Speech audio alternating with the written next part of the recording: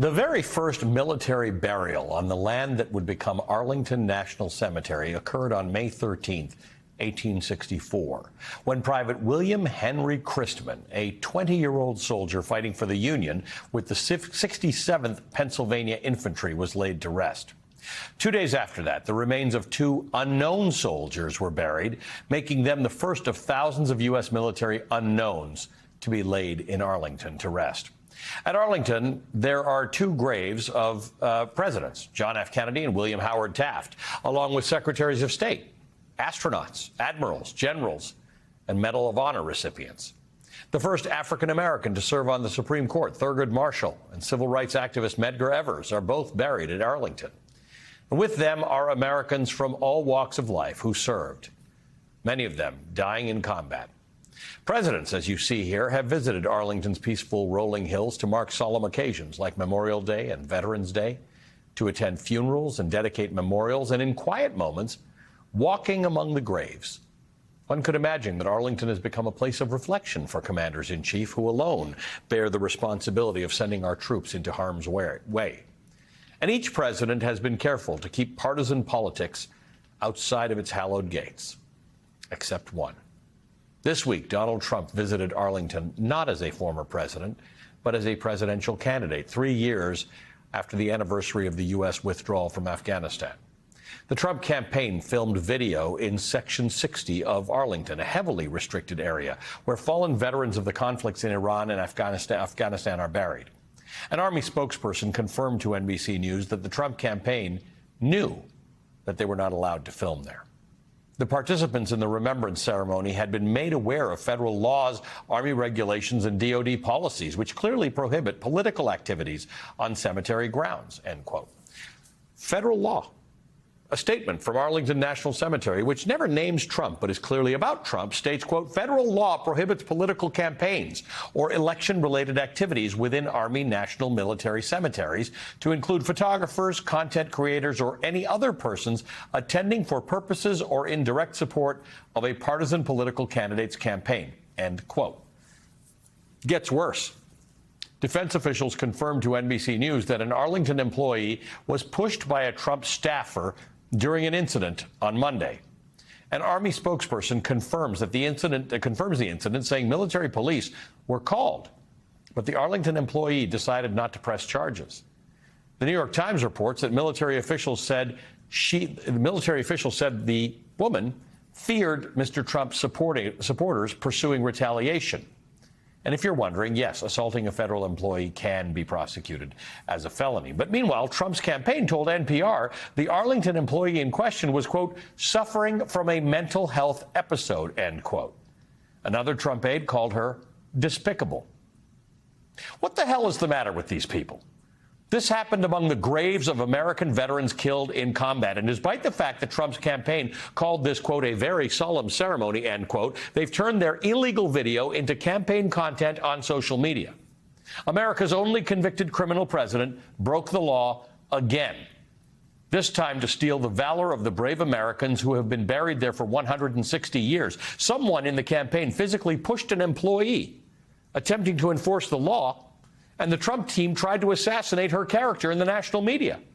She is justifiably afraid of retaliation. This employee had the United States military to come to her defense, but if Trump returns to power, what happens the next time?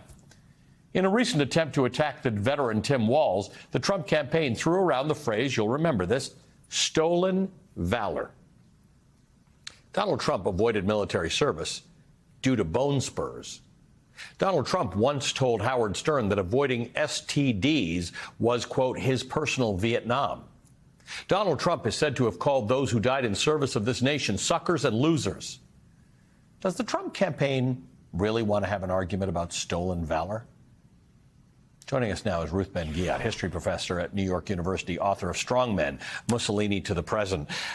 One of the things, Ruth, and welcome back to the show, one of the things that stood out to me was this idea that this federal employee, who did have military police present, chose not to pursue this matter for fear of retribution and retaliation. And you came to mind when that happened, because you have often pointed out to me that nobody actually has to do anything in an undemocratic society or an authoritarian society. You just have to make people fearful that something will happen to them. Yeah, that's right. And in fact, so many people have been threatened, and in fact, what did they do though? They're not pressing charges, but the campaign of Trump is doubled down, saying, denigrating her character. So whether you pursue, charges or you hang back, the result is the same.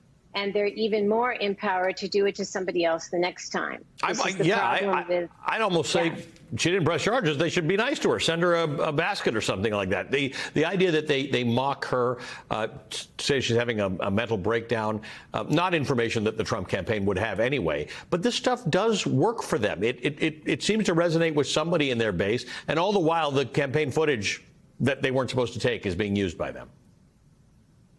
Well, this employee was very threatening to the campaign, because this was somebody who was upholding professionalism and being apolitical. And these are principles that the Trump campaign does not recognize. Indeed, Project 2025 is a plan to take away anybody who is apolitical and professional and has honor and ethics out of government completely. Literally. So, they actually have a number. They talk about 50,000 people that they're prepared to replace with people who have sort of got loyalty to Donald Trump, not to the Constitution.